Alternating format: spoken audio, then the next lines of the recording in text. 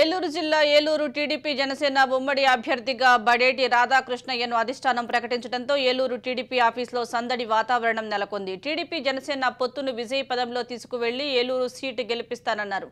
ఏలూరులో జనసేన నేతల్ని జన సైనికుల్ని కలుపుకుని వెళ్తూ ప్రజా సమస్యలపై మరింత పోరాటం చేస్తామని బడేటి చంటి అన్నారు. తన అన్నయ్య బడేటి బుజ్జి ఎమ్మెల్యేగా పనిచేసిన హయాంలో చేసిన అభివృద్ధి కార్యక్రమాలు తనను గెలిపిస్తాయంటున్న బడేటి చంటితో మా correspondent Murali face to face.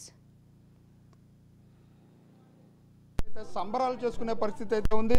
Eluru నియోజకవర్గానికి సంబంధించి బడేటి రాధాకృష్ణ పేరు ఖరారు చేయడంతో సంబరాలు అంబరాలు నడుతున్నాయి. దీనికి సంబంధించి మనతో మాట్లాడడానికి బడేటి రాధాకృష్ణ ఉన్నారు. చెప్పండి, ఏలూరు నియోజకవర్గానికి సంబంధించి మిమ్మల్ని అభ్యర్థిగా ఖరారు చేయడం తరపున రాజ్ న్యూస్ తరపున అభినందనలు తెలుపుతున్నాం.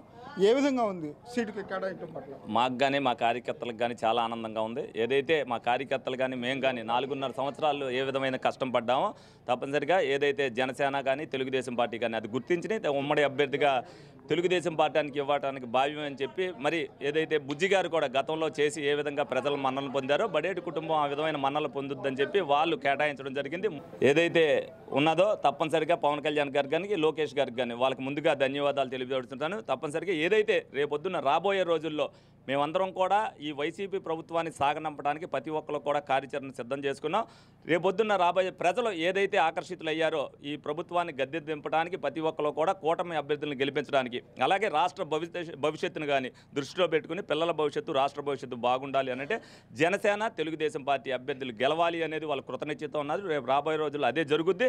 ఎందుకంటే ప్రజా వ్యతిరేకత ఏ విధంగా ఉందో మేము ప్రజల్లోకి వెళ్ళినప్పుడు చూసాం, అలాగే వాళ్ళ నాయకులు ఉన్నప్పుడు కూడా చూశారు. ఆ వ్యతిరేకత ఉందని సంగతి తెలిసిన తర్వాతే వాళ్ళు అభ్యర్థులను కూడా మార్చడం జరుగుతుంది.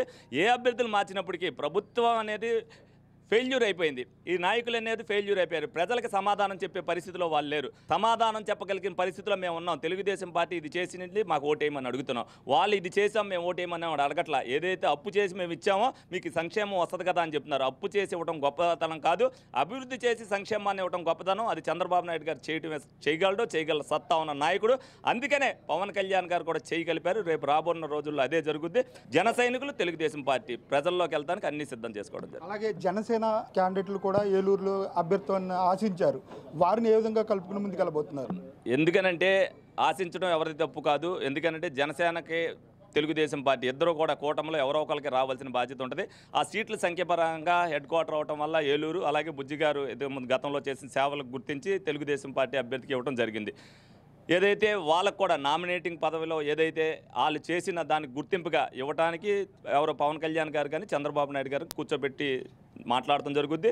మేము కూడా డిమాండ్ చేస్తాం. ఎందుకంటే ఆ కష్టానికి తగ్గ ప్రాధాన్యత వాళ్ళకు కూడా ఇవ్వాలి. ఏదైతే రెడ్డప్పల నాయుడు గారు ఇన్నాళ్ళ నుంచి 4 సంవత్సరాల నుంచి తిరిగారో ఆయనకు కూడా మేము ప్రాధాన్యత ఇమ్మని చెప్తాం. మేము డిమాండ్ చేస్తాం. ఇప్పించేదాకా మా పోరాటం చేస్తాం. తప్పనిసరిగా ఆయన కలుపుకుని వెళ్తాం. మాకందరికీ మాకు స్నేహపూర్వకమైన వాతావరణం ఉంది. ఎందుకంటే టికెట్ విషయంలో ఎవరికో ఒకరికే వస్తుంది కాబట్టి ఆ భావం ఎవరికైనా ఉంటుంది. భావం వ్యక్తం చేయడంలో తప్పులేదు. నాదంటే నాదని ఇప్పుడు వరకు అనుకున్నాం. కానీ ఒకరికి ఇచ్చిన తర్వాత ఆ మాట రాదు.